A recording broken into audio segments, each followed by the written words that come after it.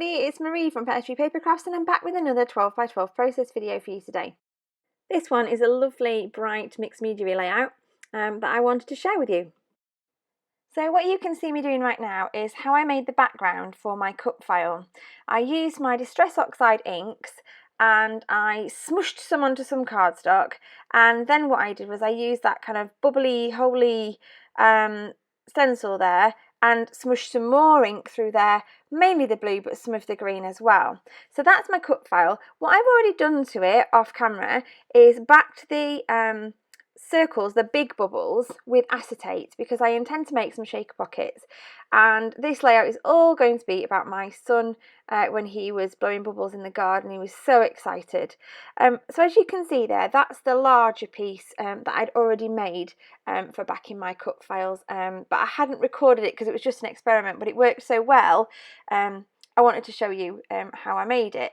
So like I say, I just smooshed the background with that sponge ink applicator, and then I added more ink through the holes of the stencil, so it worked really well. What I'm going to do now then is just back this cut file. I don't make you watch all of this, but I do just record a little bit of it. So I'm just placing the letters carefully over where I want, where the best bits of colour really are, where the best bits appeared. I like the little tiny bits of green that kind of pop through, but I do want the majority of the cut file to be backed in blue. So I take off most of the excess there with some larger scissors. I then go around with some very small scissors and fussy cut round the edges. I vary the way I do cut files. Sometimes I draw around them, sometimes I cut the pieces out ready, but this time I didn't want to lose any of the good bits, so I decided to just stick it down and cut round it. A little bit fiddly, but really effective in the end. So just taking out those little pieces. And now what I'm doing is I'm taking a very thin strip of foam, adhesive foam.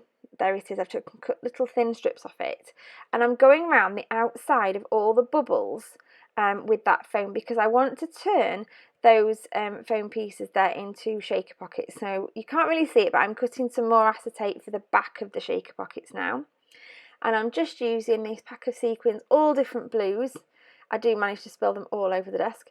And I'm just mixing them. I was going to do them each bubble a different colour, but then I actually liked it with them all just kind of mixed together.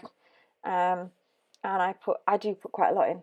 I do like them. I think they're really pretty. Some of them are holographic, some of them are quite plain but shiny. And I just put lots and lots of different bluey blues and bluey greens in there. And then I go around the foam that I put around the edge of those bubbles with some more wet glue, and I place another piece of acetate on top. The glue does smush out, but I do want plenty of glue just to make sure it sticks. And I'm just going around and putting glue on those edges again. The foam just gives it the space that the sequins need inside. And there's that last one done. And then I'm going to turn it over, and there it is. I have cut out the bit where I trimmed around the edges of those bubbles again. I did have to leave it quite a while to dry because it was I did put quite a lot of glue on it. It took quite a while, so I let it dry for a while, and I had to think heavy things sat on top helping it to adhere.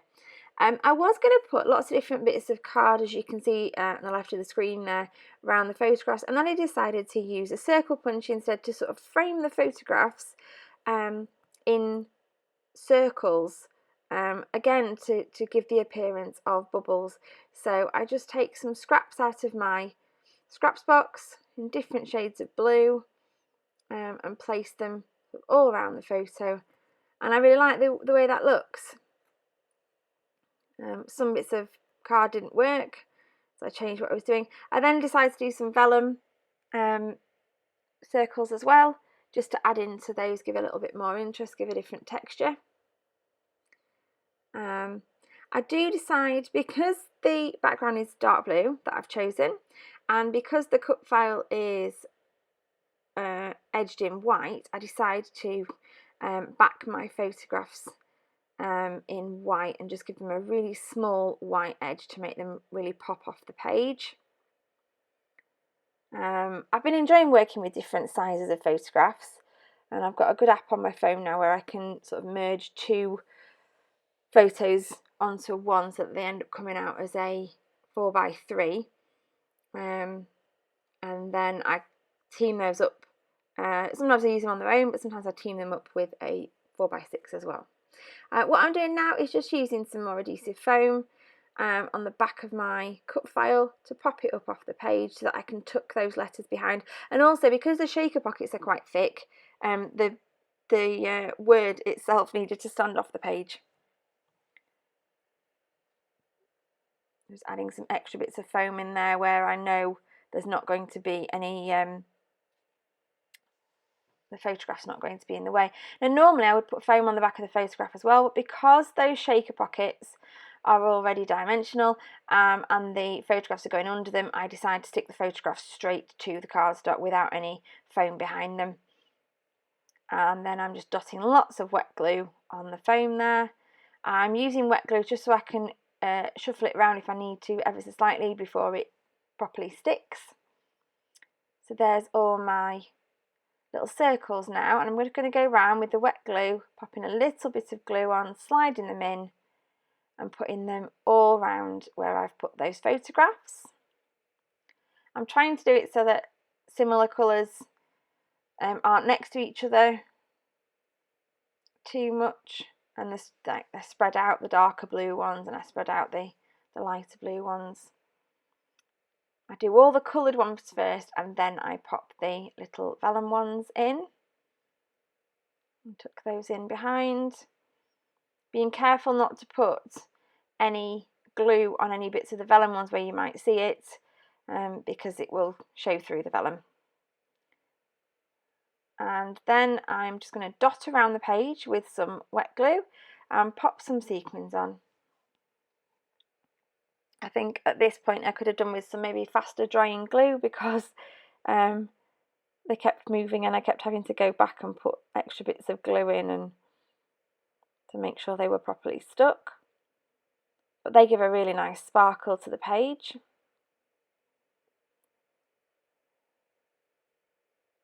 As well as obviously them being in the shaker pockets. I did want to use that perspective in yellow, but it just didn't quite work. So I changed my mind. I got my Tim Holtz White Distress Spray Stain, that's a mouthful, and I put some white splatter all over just to break up that blue. And I do some fairly large splatters, and I quite like them. I don't mind that they're all different sizes. I think it fits in with the bubbly theme. And then what I've got here are some Nuvo drops in the, I think it's called Morning Dew, and it dries clear. As you can see it there, it's going on kind of creamy coloured, but it dries completely clear, and you'll see that in the close-ups. And the very last thing I do is I do find a perspective from Bramble Fox that fits with the page, and it's just that happy word there. I do also pop a little arrow that ends up going underneath. I had all sorts of ideas of where this word happy was going to go, but I decided to pop it at the top of the largest photograph, and then I just put the little arrow at the bottom there. And that's my layout. Thank you ever so much for watching. And if you like this video, please be sure to give it a thumbs up and subscribe to my channel. And I will see you next time with another process video.